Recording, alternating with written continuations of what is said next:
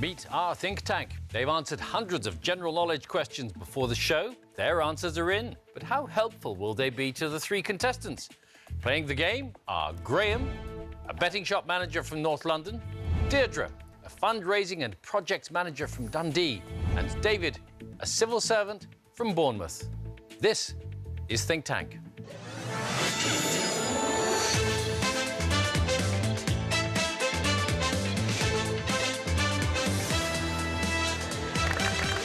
Welcome to the show. Welcome, as ever, to our think tank, which includes a former holiday rep, a professional musician, and a man that's played every panto role going. Oh, yes, he has. Oh, no, he hasn't. And they'll be here to help you throughout the game. Graham, you manage a betting shop on Oxford Street in central London. Yeah, I'm privileged to work there. Have you worked out the odds on your winning today? Yeah, it's very long. I would like to say. Oh, you never know. You never know. You might come in as an outsider. As well as sort of dealing with sports, you must play one or two, I'd have thought. Yeah, I play football, and I also got the opportunity to play football at Wembley last year as well. Who are you playing for? It was just a work competition. I got nominated through various colleagues of mine. Arminel's son works for the FA, actually. For somebody who doesn't know anything about sport, you know a lot about football, though, don't you? Well, I think my son would very much dispute that, but I know surprising little nuggets about it. Little nuggets? She's your person. All right. Deirdre, you are a fundraising and projects manager from Dundee with the Dundee Science Centre. Have you always worked in Scotland? No, actually, I moved here from California about 14 years ago. I worked for NASA for 15 years, doing crew training, and I worked on the Space Shuttle and the International Space Station. Amazing. Anything space-related is going to be a good subject for you, isn't it? I hope there's some space-related questions, yes. Yeah. And David, you are a civil servant from Bournemouth. You actually work for the Forestry Commission, don't you? That's right. So I kind of manage the recreation facilities across the public forest estate in the south coast. You like being in the great outdoors? Absolutely love it. Mountain biking, running, hill walking, anything. Takes a lot of energy, doesn't it? It does, Bill, and that comes down to eggs. Eggs? Yes. I eat about 20 a week. Really? Yep. Well, if you're looking for some scrambled intelligence here this afternoon... All right, well, welcome to the programme, all three of you. Over 3 rounds, then, our contestants will try to tap into the knowledge of the think tank to build up as much money as possible. The 2 highest scorers progress to the final. Ultimately, though, just one will walk away with a cash prize. So let's play the first round. So here I'm going to ask you a question. Then every member of the think tank will reveal the answer they gave before the show. The correct answer is always going to be in there somewhere, but there will be also any number of mistakes. Pick out the right one. £200 will be added to your kitty. You get 2 questions each. Graham, you're up first. So here's the question we asked the think tank. Which actor has played the title role in the most episodes of the TV show Doctor Who? Have a think on that, and let's see what the think tank had to say. Jackie. John Pertwee. Benedict Cumberbatch. Benedict Cumberbatch. Tom Baker. John Pertwee. Matt Baker. David Tennant. Benedict Cumberbatch. So a whole range of answers there. Anything leaping out at you? I'm not sure. It's a total guess. I'm going to go for Matt Baker. Matt Baker is your answer for the actor who's played the title role in the most episodes of the TV show Doctor Who. Let's see if you're right. Tom Baker, it is. Tom Baker. Matt Baker hosts The One Show. Max, maybe you were thinking Matt Smith. Or Tom Baker as well. Or Tom Baker, which would have been the right answer. Tristan, Anisha, Ken, Benedict Cumberbatch? Yeah. Really? Anything wrong with that? I just don't remember him playing in too many episodes as Doctor Who. He was heavily disguised a lot. Yes. Sherlock?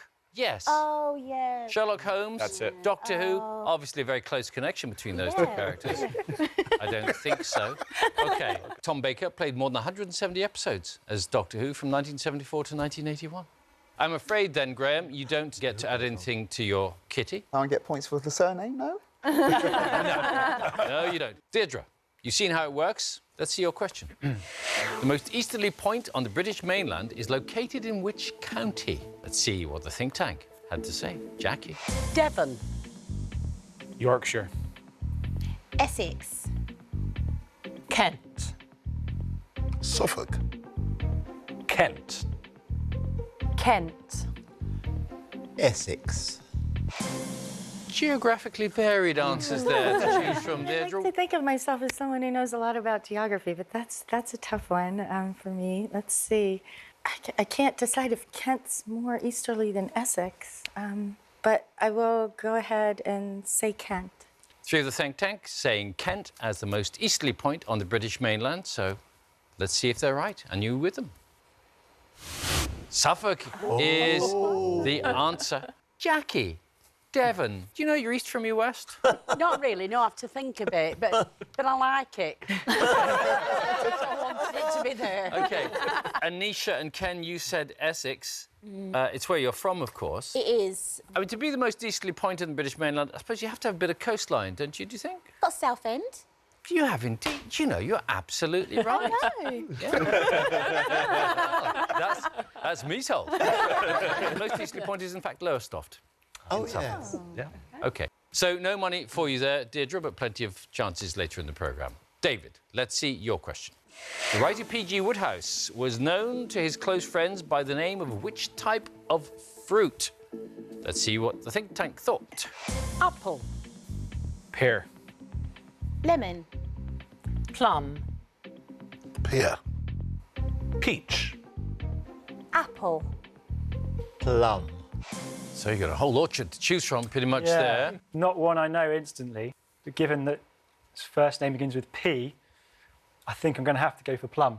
Plum, you say, is the name which P.G. Wodehouse was known to his close friends by. Let's have a look. Plum is the right answer. Well done. Woodhouse's full name was Pelham Grenville Wodehouse, so Plum is a short name from Pelham. Peachy sounds rather nice. Particularly to go with the way his style of writing. Well, absolutely. I thought Peachy PG worked quite well too. Yes, indeed. And Jeeves might say to Bertie Wooster, how is feeling today? You go, Peachy Jeeves. Yeah, exactly. Yeah, sadly, not the right answer. There you go. Well done, David. £200 is added to your prize fund. And we come back then to Graham for your second question. What does the P stand for in the name of the animal rights organisation PETA? Have a think about that while we see what the think tank had to say. People. Peace. Protect. Protection. Protection. Protection. Protection. Pets. So a lot of protection there. Half of the think tank going for that. One for protect and a couple of other choices, Graham. Again, I'm not 100% sure what the answer is, but I'm going to go with majority on this one, and I'm going to go for protection. You're saying protection is the word that P stands for in the name of the animal rights organisation PETA. Let's see if you and half of the think tank have got it right. People is the answer. Only Jackie was correct. How did you get that one, Jackie? If I'm being honest, it was a guess. Well, it was a very good guess because it stands for People for the Ethical Treatment of Animals. Sadly, Graham, though, you don't get to add anything to your cash fund. Deirdre, here's your next question. How many entries are there in a tetralogy of books? Have a think on that while we ask the think tank. 10. 10. 15. 4. 10. 4. 1,000. 10. Lots of people going for 10. You going to get 10 out of 10 on this answer, Deirdre? Numbers question. I was thinking 3, because tetra, but there can't be 1,000 books, 1,000 entries. I can't imagine that. I think I'm going to have to go with what most of the folks in the think tank have said and go with 10. Go with 10. How many entries are there in a tetralogy of books? 4. Once again, the majority of the think tank gave the answer that wasn't right. If you remember Tetris, the game, used to be blocks of 4 little tiles together. You had to fit them together. So, Max and Armanel, you're right on the money. Yeah. Come on, guys. You studied literature, of course, I didn't absolutely did, and I read at least 4 books. you? Lucy, do you know anybody, any authors who've written 1,000 books? I think my brain was thinking of like a collection of books, like a library. What would Yes. you know? That's a library, not a tetralogy. OK. So, Deirdre, I'm afraid you don't get to add to your total. And, David, we come to you for your second question. Which pop star has a stand named after him at the football ground Vicarage Road? Let's see what the think tank had to say. Elton John. Rod Stewart. Michael Jackson. Morrissey. Elton John. Michael Jackson. Freddie Mercury. Cliff Richard. OK, so very split opinion there on that question. You follow football much? Yeah, fairly closely. I'm fairly confident that Vicarage Road is the home of Watford. And I think previously sat on their board is Elton John. So I'm going to go for Elton John. Which pop star has a stand named after him at the football ground Vicarage Road?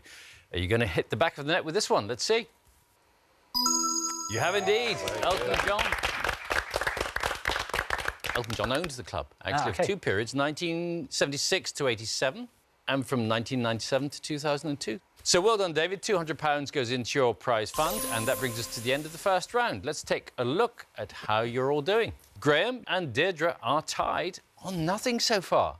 But in the lead with £400 is David. Well done.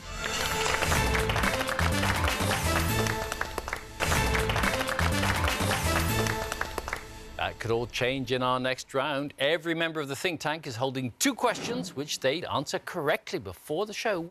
You, now contestants, will take it in turns to pick someone in the think tank whose knowledge you think you can match. And for every correct answer, another £200 will be added to your prize fund. Once, though, a think tank has asked both of their questions, they can't be picked again. OK?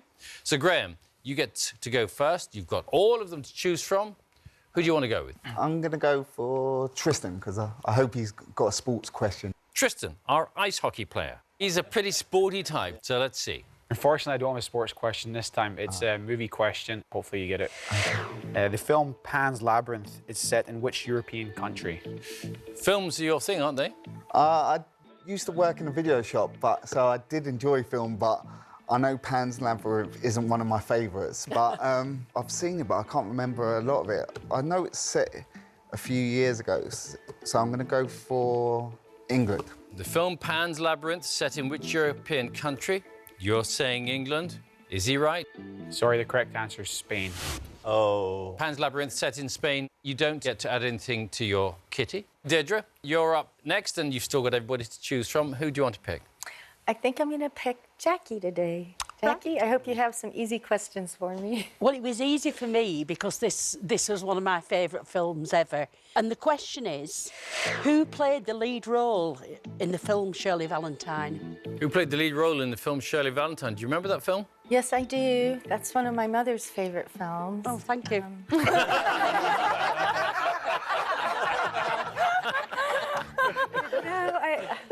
I saw it when it came out as well. I think it might be Brenda Blethyn. I don't know for sure. I'm taking a guess. You can take a guess with Brenda Blethyn. Yes. As the lead role in the film Shirley Valentine. I can see where you're coming from with Brenda Blethyn, but no, it's Pauline Collins. Oh, Pauline Collins. Yes. Oh. Yeah. And it's the story of a bored housewife who takes a life-changing holiday to Greece. So no money for you, I'm afraid, Deirdre. David, you're up next, and you can still ask all 8 of the think tank. OK, they look quite scared, but I'm going to go for Cleve to get me off to a good start. Musician Cleve. I knew the answer to this because it's actually a music question, but it's based on a film. OK. And the question is, which soul singer plays the role of Mrs. Murphy in the 1980s film The Blues Brothers? Which soul singer plays the role of Mrs. Murphy in the 1980 film The Blues Brothers? Not one that comes easily. I'm going to have to take a punt. I'll say Gladys Knight. Gladys Knight, you say, is the soul singer who played the role of Mrs. Murphy in The Blues Brothers. Was it her? She's actually my favourite soul singer, believe it or not, but it's actually Aretha Franklin. Aretha Franklin was the answer. Blues Brothers, of course, starred Dan Aykroyd and the late John Belushi. Shame, though, for you, David, no money on that question. So we come around to Graham again, and you can still choose anybody you like. Since I've got a movie question wrong already, I might go for my other passion, which is also music, so I might go for Cleve again. Cleve. Unfortunately, it's a film question. I'm only joking, honestly. I'm only joking. It's a sports question. I think this might be up his street. If you know about sport. Hope so.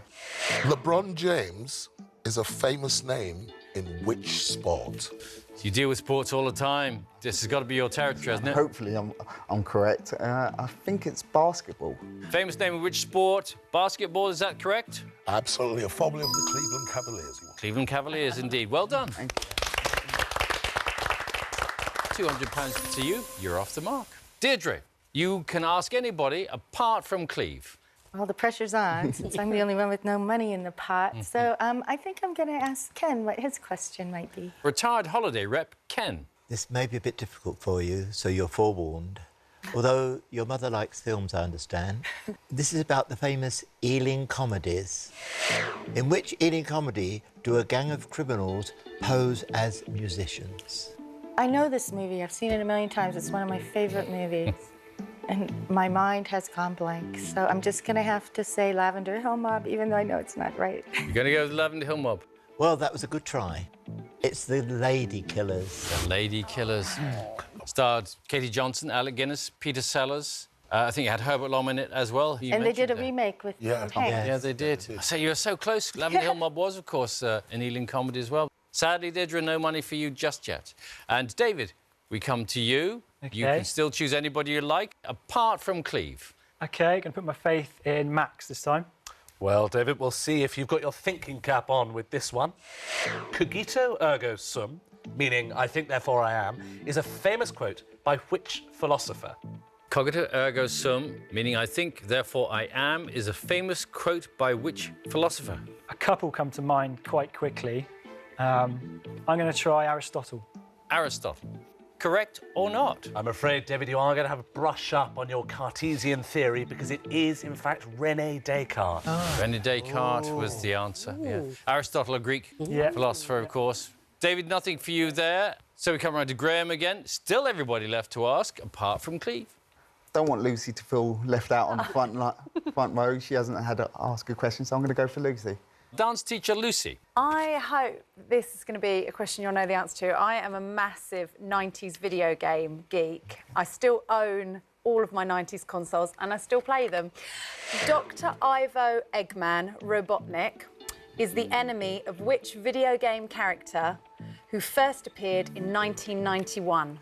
Dr. Ivo Eggman Robotnik is the enemy of which video game character who first appeared in 1991? This is about your vintage, though, isn't it, Graham? I actually do know the answer of this one, so I was more a Mario man, but the answer is Sonic the Hedgehog.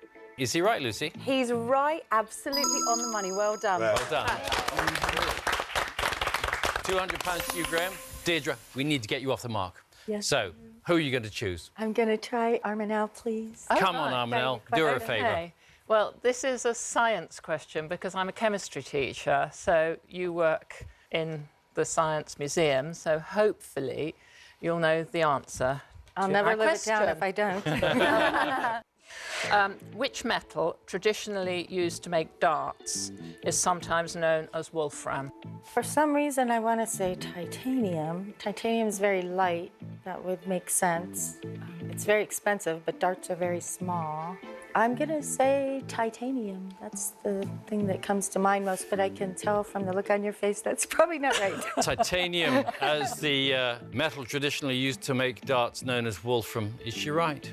No, sadly, she's not. It's got the symbol W and it's tungsten. Tungsten So it's hard. is the answer. So I'm afraid you missed the bullseye, Deirdre. Sorry. Nothing into your prize fund just yet. And we come to David again. I'm going to stick with Armanel this time as well. Oh, thank you. Sorry, I was about to relax.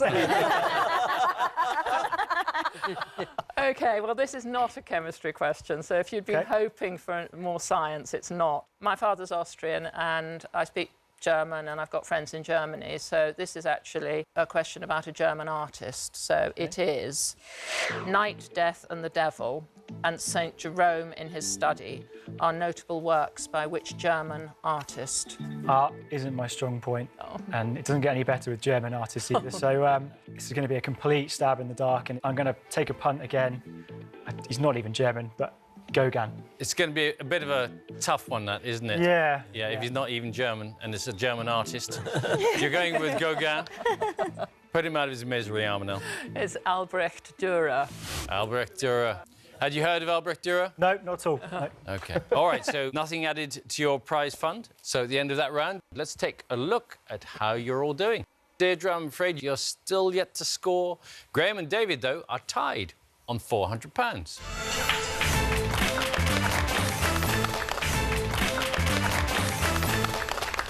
Well, contestants, one of you is going to have to leave the game shortly, but there is one last chance for you to take the lead. And Deirdre, you can still catch up. There's still plenty of money to be won. All of you are now going to be asked the same question.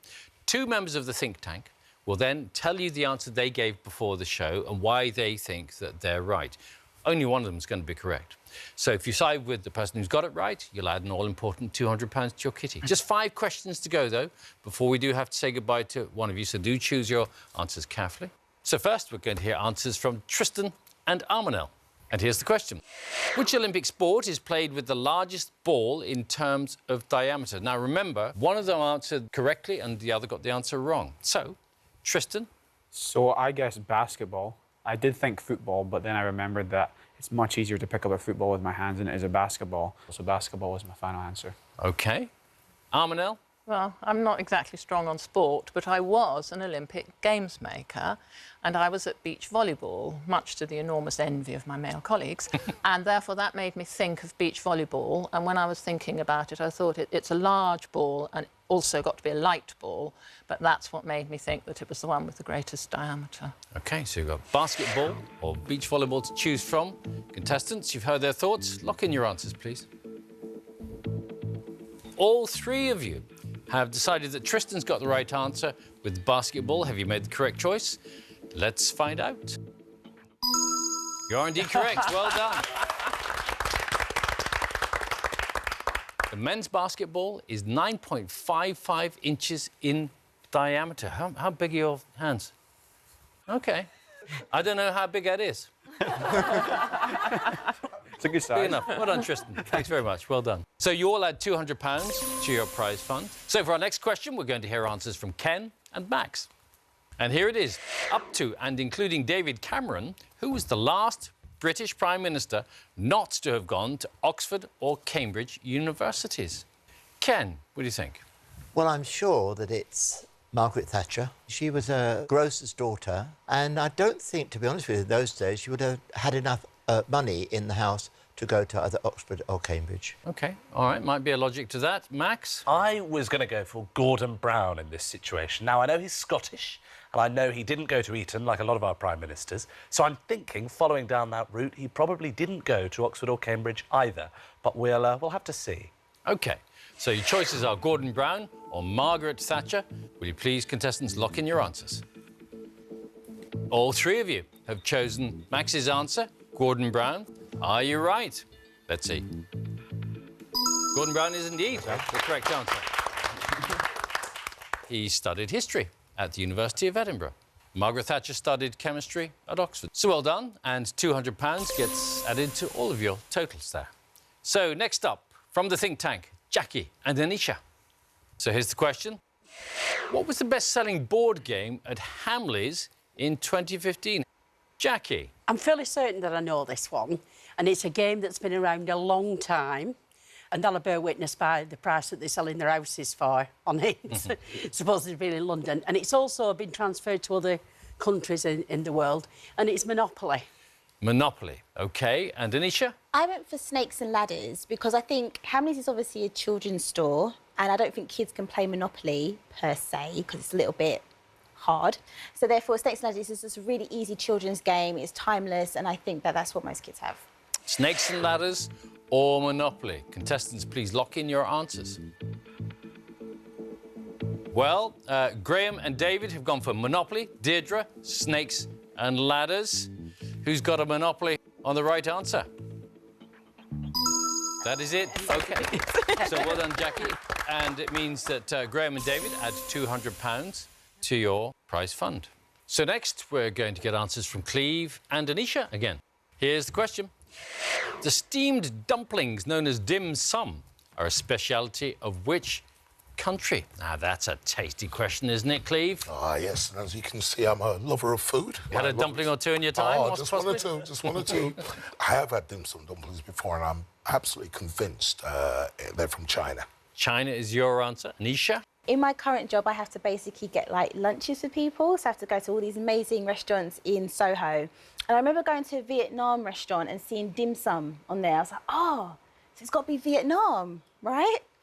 No. OK. Well, that's what I've gone for. So I've gone for Vietnam. All right. Vietnam or China? Contestants, please lock in your answer. And it's a unanimous choice from all three of you again. You all say China. Who's going to be right? Well done, Cleve. Who are you getting lunch for, then? Just our clients at work. They ask for tea and coffee. I'm your gal. Yeah. I get your lunch, I get Okay. your dim sum. Are they very from a demanding, then? Vietnam Are they restaurant. saying, I want dim sum dumplings, but I must have them from Vietnam? Obviously, because that's where I'm going. Go to the wrong places. Well done, thank you. Thank you.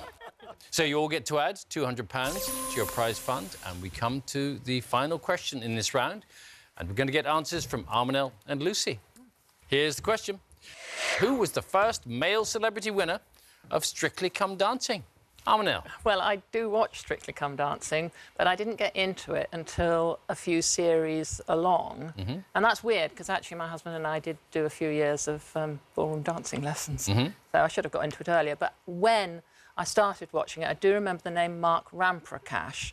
And so I'm putting that as an early winner because it was before I started watching it. And besides Mark Ramprakash, it's got a lovely ring to it. All right, then. That's my reasoning. There's a certain logic to that. Lucy? I think it was a different cricketer. I think it was Darren Gough who was the first male celebrity winner. And I do remember Mark Ramprakash, but my answer, I am convinced of, is Darren Gough. Darren Gough. Either way, it's a cricketer. We know that. Who was in the earlier series is the debate, Let's I see. think. So it's either Darren Gough or Mark Ramprakash. Contestants, lock in your answers, please. All three of you still in agreement, saying Mark Ramprakash. Are you going to score on this answer? Let's see. No, you've been bowled out. Darren Gough won in 2005. Mark Ramprakash won a year later in 2006. And I remember this very well, personally, actually, because Mark Ramprakash won with Karen Hardy. Ah, your future who had been partner. my partner the year before when Darren won it. And the Oh. thing is, Karen had been in retirement. She came out and danced. We did OK. But then Mark won the next year. So I kind of feel I sort of warmed her up, really. Absolutely, got it back in shape. And had the situation been reversed, I'd have won. He'd have come in sixth. It was just timing. Just timing. Anyway, Lucy, well done. Thank you. OK. So none of you have added anything to your prize funds with that answer. It brings us to the end of the round. So let's take a look at your totals. Tied on £1,200 each are Graham and David. Trailing behind with £600 is Deirdre. So we have to say goodbye to you. You did very well, actually, in that round. You put on £600, but wasn't quite enough, I'm afraid. So thanks very much for playing. Makes me sound like I got enormously fat. I know, I'm sorry. Never come on this show again. I didn't mean it at all. Oh, stop digging, Turnbull. All right. Well done, Graham and David. You two will now compete to take home the money you've earned so far in the final.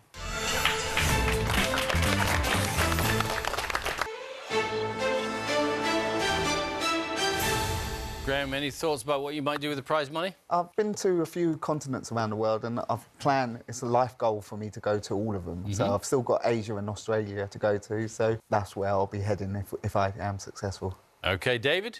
My partner and I are currently house shopping. You'll get lost in the middle, which is deposits, solicitors' fees and everything. So we'll go towards that. Yeah, every little bit helps. Absolutely. All right, well, good luck to you both. Our final is, of course, a general knowledge battle. I'm going to ask you 5 questions each. Whoever gives the most correct answers takes home the money that they've built up so far. The think tank still on hand to help you out. You can pick someone to consult with before you answer the questions. Each member, though, can only be picked once. And the difference in the final compared to the rest of the show is they haven't seen any of these questions before, so they are just as much in the dark as you are, OK? So you're on level pegging, both got £1,200 each. Graham, we'll start with you. Here's your first question. In which TV drama series does Amelia Fox play a character named Dr. Nikki Alexander? You have the entire sweep of the think tank to choose from. I'm going to go for Jackie. Jackie. I'm glad you've gone for me because I really like this programme. I think it's Silent Witness. name Amelia Fox sounds familiar, but I've never watched Silent Witness before, so I'm not sure if that's correct or not. But I can't remember what it is, so I'm going to go with you, so I'll go for Silent Witness. In which TV drama series does Amelia Fox play a character named Dr. Nikki Alexander? You're going to go with Silent Witness. Let's see if you're right. Yeah. You are indeed. Well done. So you are off the mark in the final. And David, here is your first question. Approximately 70% of a standard £1 coin is which metal? I'm hoping the chemistry teacher might be able to help me. Arminal? I had a feeling you might be going for me, so I'm not entirely sure, but I'm thinking that it might be copper. So I wonder if you agree with me. It certainly is not going to be gold. No. That's for sure.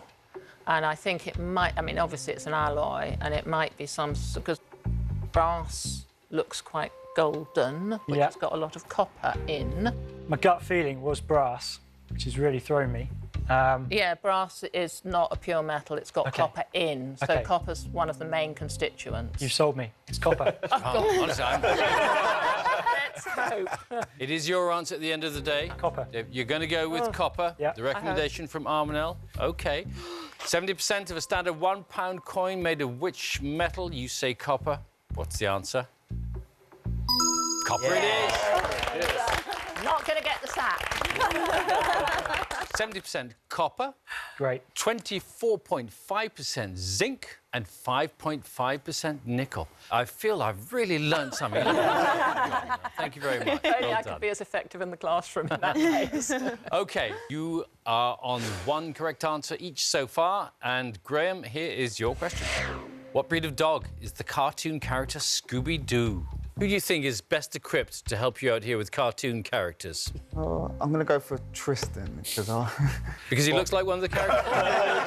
It's just a similar age kind of thing, and I hope I watched it when I was growing up, so I hope he watched it when he was growing up, and he was... Yeah, I definitely watched Scooby-Doo. It was one of my favourite shows for sure. Every time I got home from school, I'd watch it. But I'm thinking a big dog, so I'm thinking a Great Dane. I was going more bloodhound, kind of. It was like you said, it's a big dog. Yeah. I'll stick with you, though. I'll go with Great Dane. OK. You're going to go with Great Dane as the breed of dog that Scooby-Doo is in the cartoon.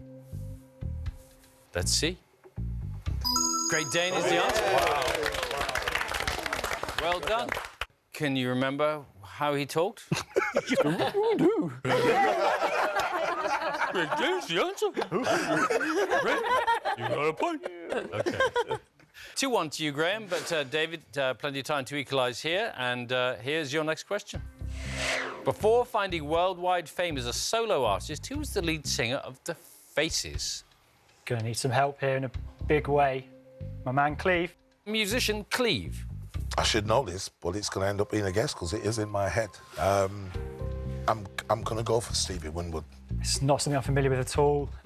Stevie Winwood is a guess. I do know which bands he played with, and I honestly, from my hand on heart, I cannot genuinely say it was The Faces. So if you could think of something around then... I'm going to have to go with Cleve. So you're going to go with Stevie Winwood? I will, yeah. Lead singer of The Faces before finding worldwide fame as a solo artist. Let's see if you're right. It's Rod Stewart. Oh, yeah. You'll kick yourself, Cleve. So sorry, man. Oh, yeah. Stevie Winwood was the lead singer of Blind Faith and Traffic. And Spencer Davis Trio, too. And the Spencer Davis Trio. Well, when he was just 15 years old, so he's an amazing musician. The score is still 2-1 to Graham. And Graham, here is your next question. The UK's largest aquarium is in which city? Be picking a think tank to help me. Ken. I've been to so many aquaria all over the country. Yeah, he's saying aquaria. That's a good start. That's a really good start. I think I'm going to say London, actually. So I've been to London one. They've got a huge shark tank in there, so that I know that's quite big. But I've also been to a couple in Southend and Weymouth. But I'll probably agree with the London one. There's the bigger one out the three I've been to. It's the biggest of the ones I've been to. But, of course, there could be one I haven't been to. OK. All comes down to you, Graham. Yeah, I'm going to stick with London. You're going to stick with London. Let's have a look. Plymouth is the answer. You haven't been to Plymouth. If you'd been there, you'd have known. I would have known. Yeah. Still 2-1 in the lead, though. David, your chance to catch up with this question. David Cameron claims to be a supporter of which football club? He's actually mentioned two quite recently. Let's get some guidance. Max. Yes, well, I had the same thought as you on this. He does support two. Now, yes. which ones were you going to say? I was going to say West Ham and Aston Villa. Yes, which is the right one? I was hoping you could tell me that. According to his press office, which one does he support? I'm going to stick with the first one and say Aston Villa.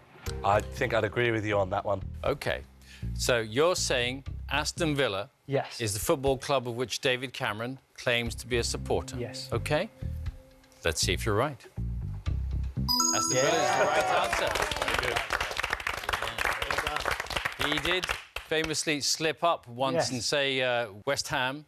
Of course, it's an easy thing to do because they both play in claret and blue. He might easily have said Burnley as well, I think, couldn't he? Yeah. Any number of clubs. There you go. So, well done. It's 2 each. Graham, we move on to you. Which female British tennis player reached the semi-finals of the 2016 Australian Open? OK. Sports I is should so know in this. your realm. I'm just trying to remember what her name was, or OK. her first name. I know her surname is Konta. Anisha or Lucy might be able to help you with the other half. I asked Lucy before, so I'm going to go for Lucy again. Is it something like Hannah? I think it begins with a J. Johanna. Johanna Konta. Johanna Konta is your answer as to the female British tennis player who reached the semi-finals of the 2016 Australian Open. Let's see if you're right. Johanna Konta is correct indeed. Well done. Good work between the two of you. So the score's 3-2. David, your chance to catch up with your fourth question. Only Anisha left to help you. OK. Here it is. Which small principality lies between Switzerland and Austria? Anisha. I was obviously left last for a reason. No.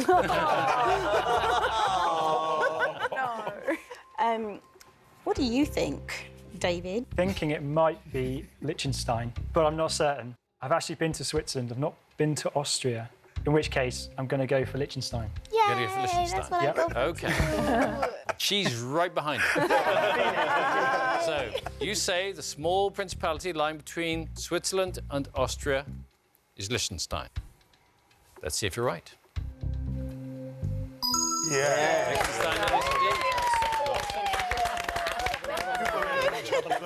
So, Liechtenstein's the correct answer, and that draws you level, David. 3-all.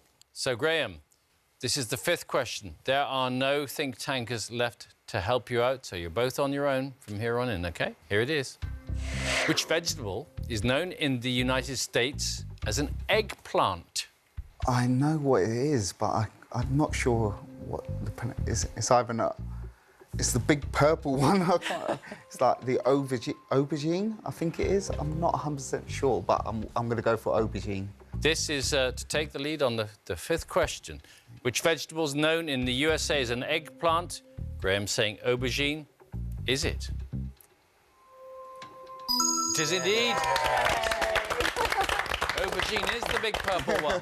So well done, Graham. That pulls you into the lead, and it means then, David, that you do have to get this answer right in order to stay in here. So here's your question. Who played the title role in the TV medical drama House MD? A name instantly came to mind. I don't know if it's right, but it's the best I'm going to get, I think. So here we go. Hugh Laurie? Hugh Laurie, you think played the title role in the TV medical drama House MD. Let's see if you're right.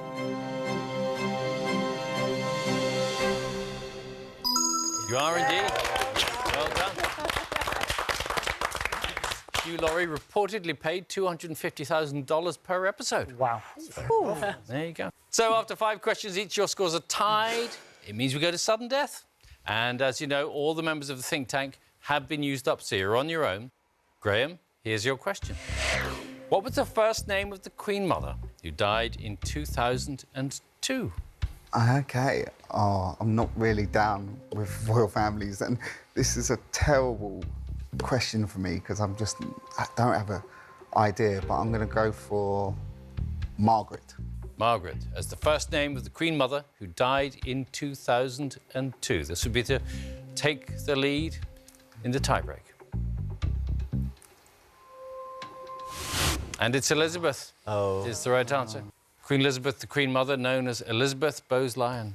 Princess Margaret, of course, was one of her daughters. Okay. And that would be perhaps where you got that from. Yeah. All right, then. So, David, scores 4-all. Question to you. If you get this right, you're today's winner. OK. Yep. Here we go.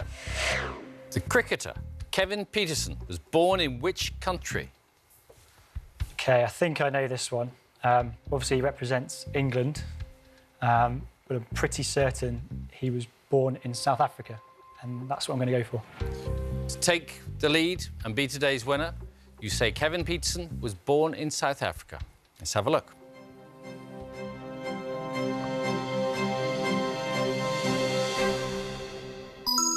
And you're right, South Africa.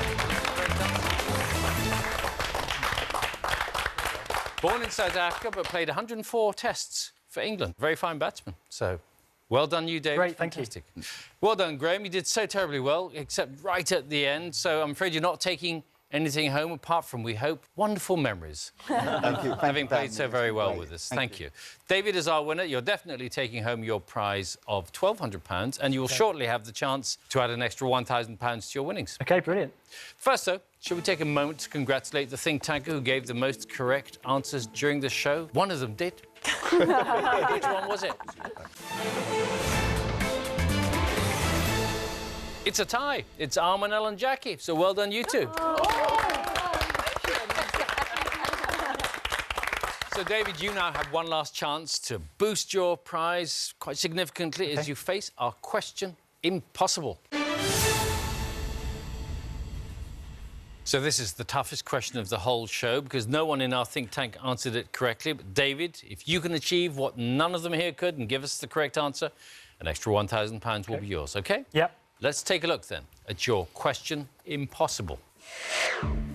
Who's the first British woman to have 5 UK #1 solo hit singles? Before you give your answer, we're going to give you a little bit of help and take a look at what the think tank said, and this will help you to rule a few things out. So, who did they think it was? Lulu, Adele, Cilla Black, Shirley Bassey. None of those are right. So it's got to be someone else.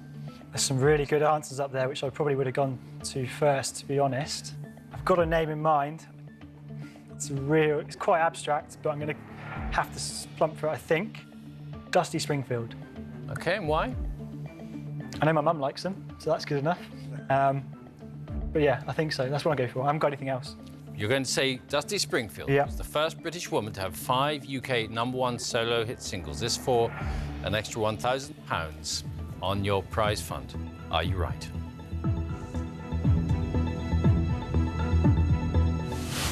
Oh, sadly not. Closer to home. Yeah, it's Cheryl Fernandez Versini, formerly known as Cheryl Cole, of course. OK. I would have guessed the same as you, I think, to be honest. Dusty Springfield had 1 #1 hit single, so only 4 behind. There you go. It was a good guess. Never mind. So you didn't conquer the question impossible, David. You're still leaving, though, with your £1,200. Superb. Thank you very much. It's a step along the way to getting your own house. Thank you very much. Thanks for watching. Do join us next time when 3 more contestants will see whether they can bank on the think tank. Until then, it's goodbye from them. Bye. And it's goodbye from me. Bye-bye.